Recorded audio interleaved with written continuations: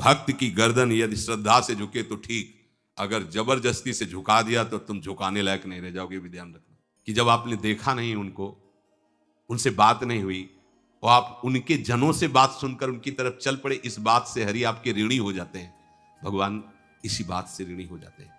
बस ये बात आप हृदय में बैठा लीजिए। जैसे लोग प्रश्न करते हैं ना कि हमने भगवान को देखा नहीं, भगवान क्यों, हम कैसे, किसी की बात तो मान लो ना।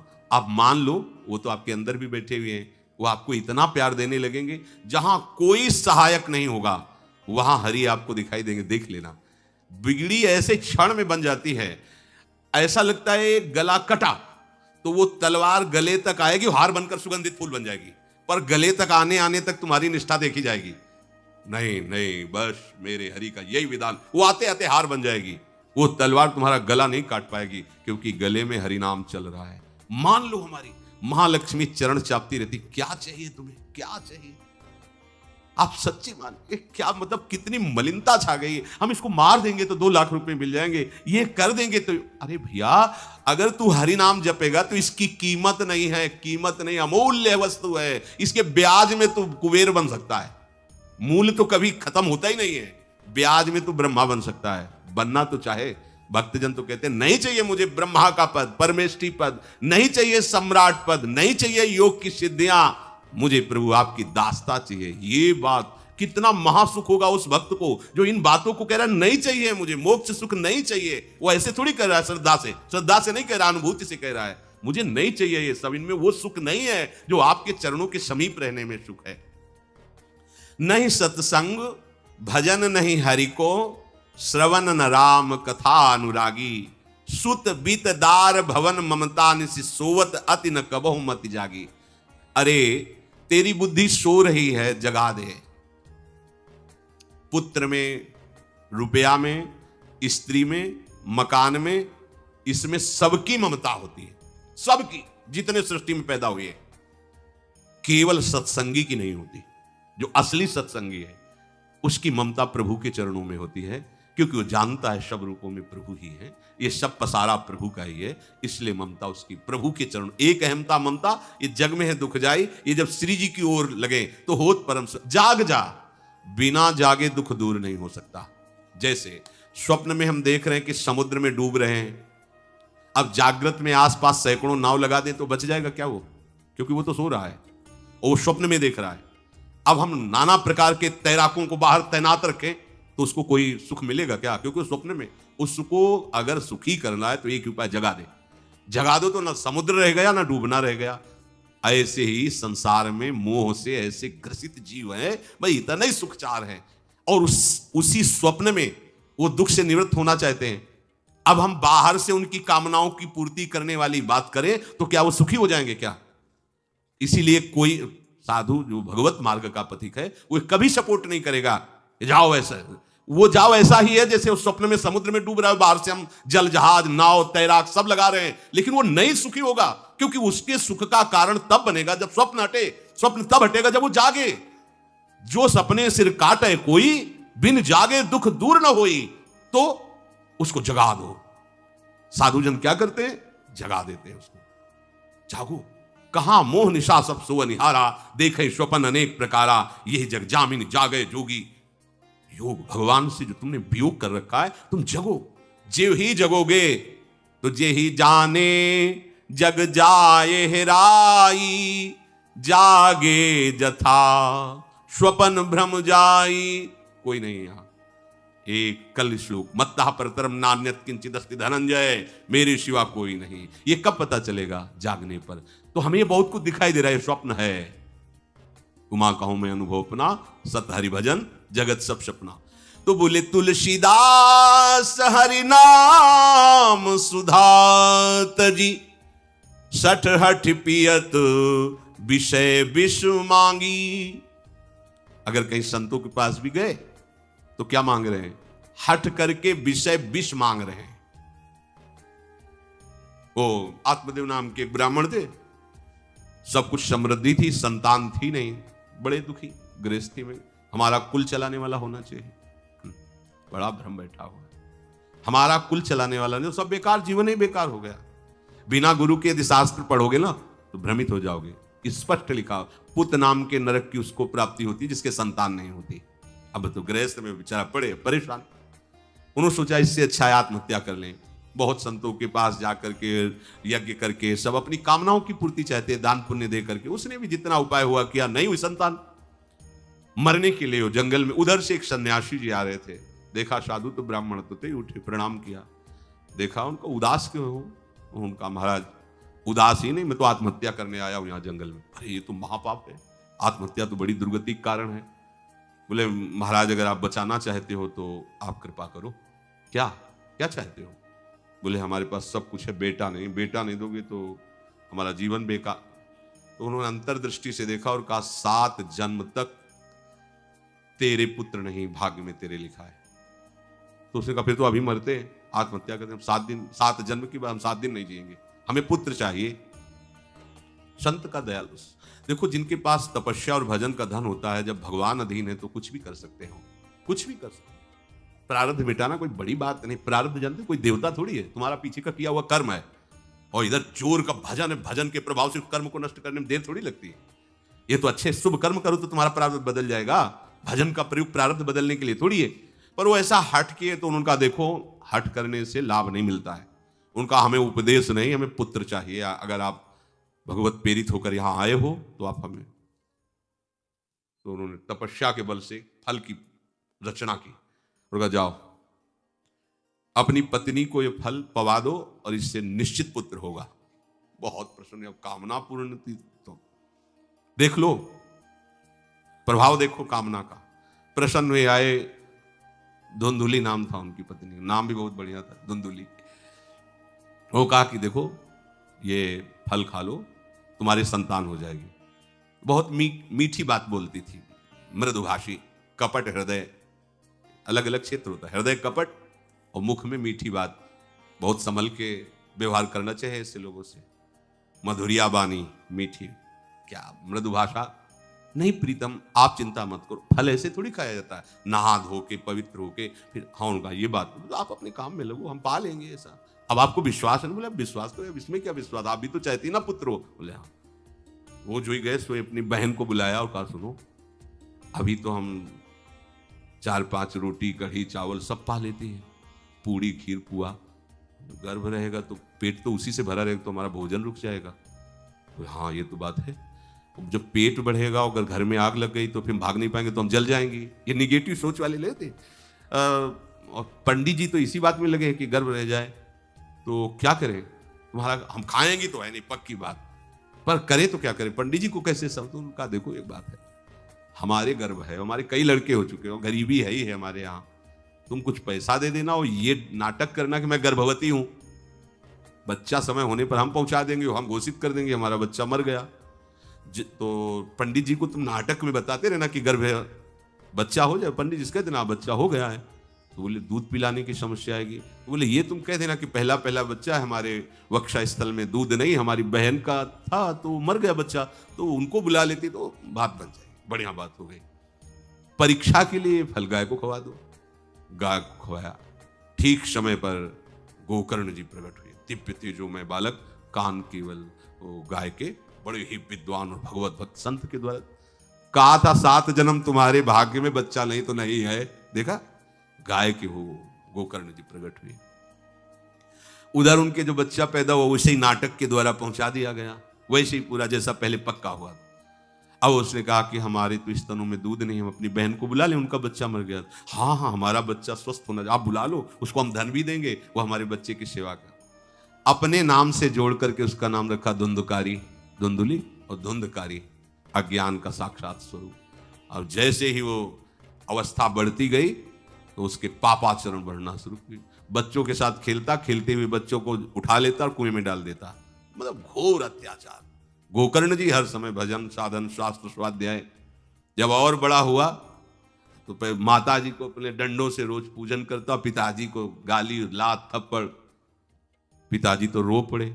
गोकर्ण जी से कहा कि बेटा हमारी गाय से प्रकट हुए पर भरोसा आप ही का है, बचा सकते हो। तो बोले पिताजी जाओ यहां से, भाग जाओ यहां से, एकांत जंगल में जाकर भगवान श्री हरि का भजन करो। उन्होंने 2 श्लोकों में उपदेश किया। दूसरा श्लोक ये, धर्मम भजस्व सततम त्यज लोक धर्मान सेवन सदा साधु पुरुषं जहि काम तृष्णाम अन्यस्य गुण दोष चिंतन मास मुक्त्वा सेवा कथा रस्म हो नितराम पिबत्वम। हे पिताजी, अब तुम लोक धर्म का त्याग करके भागवत धर्म को स्वीकार करो। एकांत में जाकर साधु महापुरुषों के संग से उनके उपदिष्ट उपदेश के अनुसार आचरण करो। प्रभु की लीला कथा सुनो। ना कोई कामना, ना कोई तृष्णा, किसी के गुण दोष का वर्णन मत करना और सदैव भगवत सेवा भावना में रहना। इसी जन्म में तुम्हें भगवत प्राप्त। वो तो उधर गए, इतनी पिटाई की उसने माँ की कि माँ कुएं में गिरकर आत्महत्या कर ली।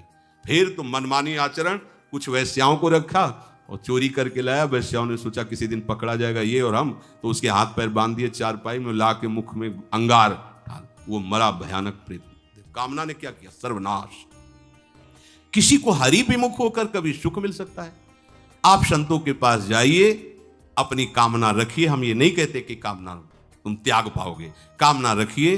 भगवान के पास जाइए, अपनी कामना रखिए, क्योंकि आप कामना से युक्त हैं। पर छूट इतनी दे दीजिए कि जिसमें हमारा मंगल हो वो करना। जैसे नारद जी भगवान से अपनी कामना रखते हैं कि हमारा ब्याह करवा दीजिए, और बाद में एक छूट दे देते हैं कि जेहि विधि होए नाथ हित मोरा। तो हरि को अच्छा लगेगा, गुरुजनों को अच्छा लगेगा कि इस कामना से इसका कोई जीवन बाधित नहीं होगा, वो पूर्ण भी कर देंगे। और अगर लगा कि इसका पतन हो जाएगा तो आप रोते रहो तो भी कामना की पूर्ति नहीं करेंगे। उत्तम बात तो ये है कि कामना हरि की प्राप्ति की करो, वो सर्व सुख स्वरूप है। किसी का अन्य आश्रय, अन्य बल ना लेते हुए अपने श्यामा श्याम के चरणों का आश्रय लेकर निरंतर भजन करो तो यह अनुभव हो जाएगा कि सुख किसे कहते हैं। अभी तुम्हें परिचय नहीं मिला, सुख किसे कहते हैं। सुख सच्चिदानंद है, सुख एक रस है, सुख अविनाशी है। वो सुख सदैव बढ़ता रहता है, घटता कभी नहीं। एक रस होते हुए भी प्रतिक्षण वर्धमानम है, कभी कभी अंत नहीं होता इस सुख का। ऐसे अनंत सुख के लिए हमें मनुष्य जन्म मिला है। प्यारे, इसे मत खोइए। हर समय राधा राधा राधा राधा राधा, और किसी को दुख मत दीजिए। कोई गंदा नशा मत कीजिए, कोई गंदे आचरण मत कीजिए, गंदा भोजन मत कीजिए जिससे अन्य जीवों को कष्ट हो। ऐसा कोई भोजन स्वीकार मत करो। इसी जन्म में आप देख लेना, इसी जन्म में आपको वो वस्तु मिल जाएगी, निहाल हो जाओ। हम किसी पक्षपात की बात नहीं करते। अगर इस छाती को बचपन से अभी तक ऐसा, तो हम कह देते कि भाई आगे कुछ भी हो, कोई भी हमारी गलती हो, हम ये मान सकते हैं। पर हमें ये पता चला कि बचपन से आज तक जलता ही रहा, कभी शांति नहीं मिली, भागता ही रहा, पर कभी विश्राम नहीं मिला। और हम ये आपको कह रहे हैं कि जैसा प्यार प्रभु वैसा अन्यत्र कहीं कभी कहीं नहीं मिला। और प्रभु के प्यार का मूर्तिमान स्वरूप हमारी प्यारी जू, निहाल कर दिया प्रभु ने प्यारी जू के चरणों का आश्रय और उनका परिचय देकर। पूछो बस, यहां वाणी मौन हो जाती है। प्यारी जू तो प्यारी जू, और हम ही नहीं, आप सब महाभाग्यशाली है। वृंदावन आए, राधा किशोरी जी के घर में आए और उनकी चर्चा सुन रहे हैं, उनके सिद्धांत सुन रहे हैं। कहीं ना कहीं आपके अंदर उनकी तरफ बढ़ने की इच्छा भी है। ये बहुत बड़ी बात है। बस इस इच्छा को, इस आशा को इतना बढ़ा लो कि कोई इच्छा न रह जाए, कोई आशा न रह जाए। हर समय निरंतर नाम जप करते रहो। तुलसीदास हरिनाम सुधा तज, भगवान नाम तज कर विष मांगते हो। सुकर श्वान श्रगाल सरिस जन, जनमत जगत जननी दुख लागी। ए काहे को ऐसी गालियां सुनोगे? ये गालियां है। ये सुअर कुत्ता की तरह जीवन व्यतीत करते हो। धिक्कार तुम्हारी मां को जो तुम्हारे जैसा पुत्र जन्मा। अपनी इंद्री की पुष्टता के लिए दूसरों को मार देते हो, चाहे रसेंद्री चाहे जनेंद्री। इंद्रियों की पुष्टता के लिए जानवर जैसा बर्ताव करते हो। कैसा तुम्हारा जीवन है?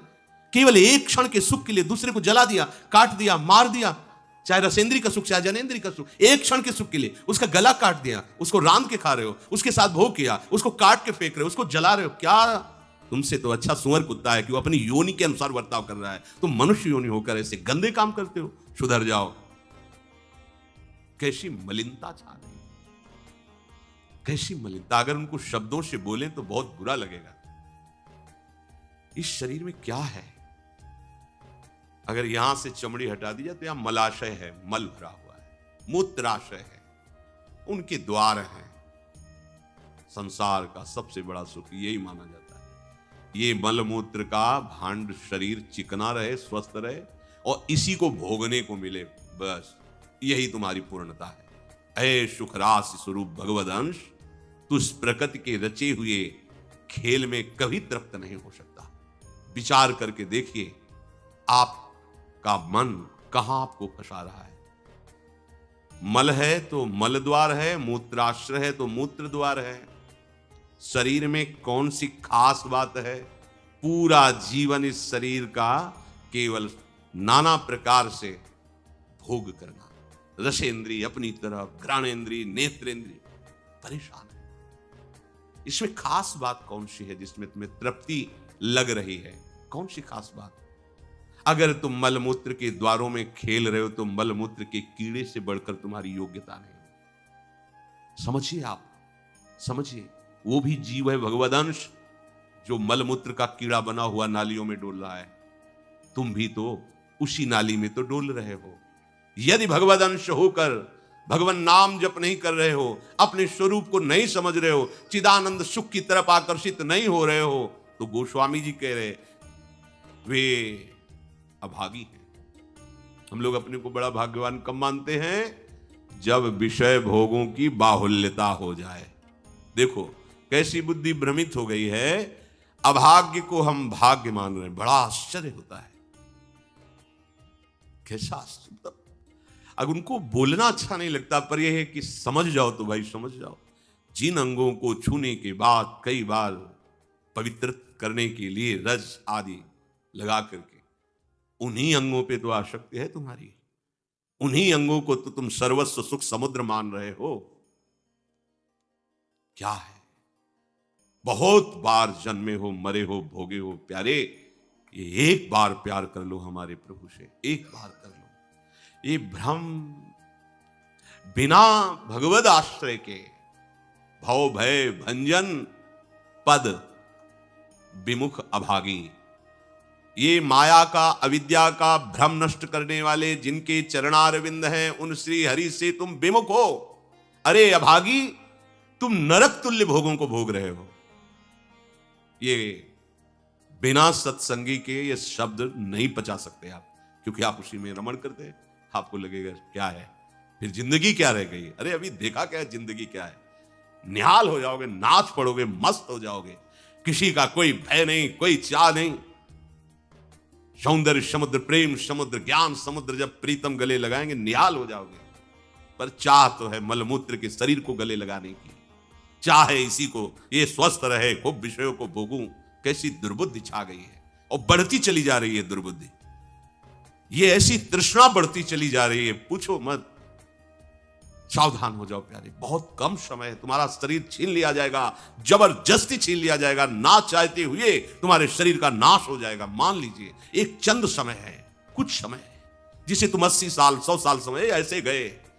ब्रह्मा जी के लोक में एक कमल की पंखुड़ी ऐसे छेदी जाए तो मृत्यु लोक का 1 वर्ष हो जाता है। कितना तुम्हारे पास समय? हमारी रात सोने में चली जाती है, दिन नाना प्रकार के भोगों के संग्रह के लिए, कमाई के लिए, भोगों के भोगने के चिंतन में चलिए। हमारा सच्चा जो मार्ग है, जो सत्य मार्ग है, जहां सुख मिलना है, हमारे पास समय नहीं उसके लिए। किसी से बात, हमारे पास समय नहीं। वाह, समय का बढ़िया सदुपयोग कर रहे हो, परिणाम तुम्हें समझ में आएगा। गोस्वामी जी कह रहे हैं कि निशिवासर रुचि पाप असुचि मन, ये मन अपवित्र हो चुका है भोगों का चिंतन करने से। रात दिन पाप हो रहे हैं, समझ में नहीं आता कि हम पाप कर रहे हैं। एक सेकंड में हमारे मन की वृत्ति दूसरे के दुख को दुख नहीं समझती, उसे दुख देकर सुख भोगने के लिए आज्ञा दे देती है, करो। बस जितनी सुंदरता संसार में, उसके सबके मैं भोगता बन जाऊं। मलिन मन, यहां कुछ सुंदर है क्या? अगर एक दिन 10-20 बार सोच हो जाए, ऐसी दवा खवा दो, फिर उसी के देखो चेहरे की कांति कैसी हो जाएगी। अगर 2-3 दिन हालत चलती रही, देखने लायक नहीं रह जाएगा चेहरा। इसको तुम कुछ खास समझते हो? पानी का बुलबुला फूटने में देर नहीं लगती, पर तुम कमा क्या रहे हो? एक कर्म भूमि है, तुम यहां आए हो अच्छे कर्म करने के लिए, प्रभु की प्राप्ति के लिए, महासुख प्राप्ति के लिए। पर कह रहे निश्वासर रुचि पाप, रुचि पूर्वक पाप कर रहे हैं। छल पूर्वक आपने किसी का धन अपहरण कर लिया, किसी की हिंसा कर दी, व्यभिचार कर लिया। आप अपने मित्रों में बैठकर अहंकार पूर्वक बात करते, तुम्हें पता है मैंने इतने रुपए उड़ा दिए, उसको पता भी नहीं चलने दिया। पता है तुमने आज हमने उसके साथ एक गलत किया, कोई कुछ नहीं कर सकता। इतने वीर नहीं हो। वही कर्म तुम्हारा जब फलीभूत होगा, तुम्हें ब्रह्मा भी नहीं बचा पाएंगे, त्राहिमाम बोलने का अवसर भी नहीं रहेगा। देख लेना, देखने लायक नहीं रह जाओगे। सावधान हो जाओ। देखो ये सत्संग है तुम्हें सत्य वस्तु की अनुभूति कराने के लिए। तुम जहां असत में राग किए हो तो चुभेगा, तुम्हें जलन पैदा होगा। हम चाहते हैं कि तुम्हारे हृदय में ये बात लगे और तुम्हारी शूरवीरता जागृत हो जो भगवत अंश की है, और तुम असत का त्याग करके भगवत मार्ग की पथिक बनो। खलिमति मलिन निगम पथ त्यागी। ये भगवत वाणी गीता जी, श्रीमद् भागवत जी और भी भगवत प्रेमी महात्माओं के वचन ये महासुख के लिए हैं। तुम इनका त्याग करके मनमानी आचरण कर रहे हो, बहुत समय नष्ट कर रहे हो, आप पछताना पड़ेगा। अय खल, अपनी मति को असत आचरणों में मत लगा, अपनी दुष्टता को मत बढ़ा और गर्व करता है कि मुझे कोई भी परास्त। तुम हो क्या? हो क्या तुम? एक सेकंड में दिल की गति रुक जाए, तुम हो क्या? कुछ नहीं हो, कुछ नहीं रोक सकते हो। सावधान हो जाओ। राधा राधा राधा, सावधान होकर चलोगे, महासुख स्वरूप तुम हो, तुम्हें किसी और सुख की जरूरत नहीं है। हमारी दुर्दशा ऐसी क्यों है? नहीं सत्संग, सत्संग केवल भगवत प्राप्ति के लिए होता है। बड़े भाग पाइप सत्संगा बिनई प्रयास होई भो भंगा, ये मनोरंजन नहीं है, इसीलिए सत्संग मिलना दुर्लभ होता है। अगर भगवद वार्ता किसी को प्रसन्न करने के लिए उनके मन को घसीट करके अपनी वासनाओं की पूर्ति के लिए किया जाता, उसे सत्संग नहीं कहते। हम ऐसा बोले कि सामने वाला प्रभावित हो और अपनी जेब से पैसा निकाल के हमारे पास रख के हमारे ऊपर श्रद्धा करे, हमारा प्रणाम करे, हमारी यश कीर्ति हो, यह सत्संग नहीं है। हमारी बात मानकर सच्चिदानंद प्रभु में इसका मन लग जाए, संसार के भोगों से इसका मन हट करके अपने स्वरूप में स्थित हो, प्रभु में लगे, उसे सत्संग कहते हैं।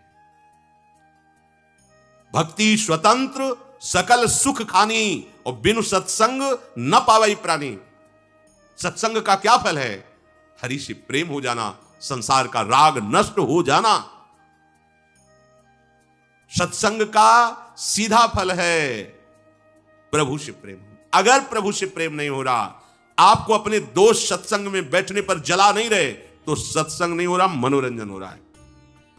जहां सभा में बैठने से आपके आग लग जाए, इतना गलत मैंने किया, इतना मैं गलत हूं, कब मैं इससे हो, जान जाओ कि सत्संग हो रहा है। जहां श्रवण से आपका हृदय दाहयुक्त होने लगे, धिक्कार हमारे जीवन को, मैंने ऐसा किया, धिक्कार हमारे जीवन को, मैं कैसा जी रहा हूं, कब ऐसा अवसर आएगा जैसा बताया जा रहा है मैं ऐसा चलूं, मतलब सत्संग हो रहा है। नहीं सत्संग, और इसका फल हरि भजन। तो बोले भजन नहीं हरि को। आप इतना दान करें आपको इतने गुना मिलेगा, आप ऐसा करें ऐसा हो जाएगा, 100 में 10 रुपए दान करें 90 आपके पवित्र हो जाए। सत्संग नहीं, ये सत्संग नहीं। 100 में 90 अपने मानिए और 10 हमें दे दीजिए, इसे सत्संग नहीं कहते।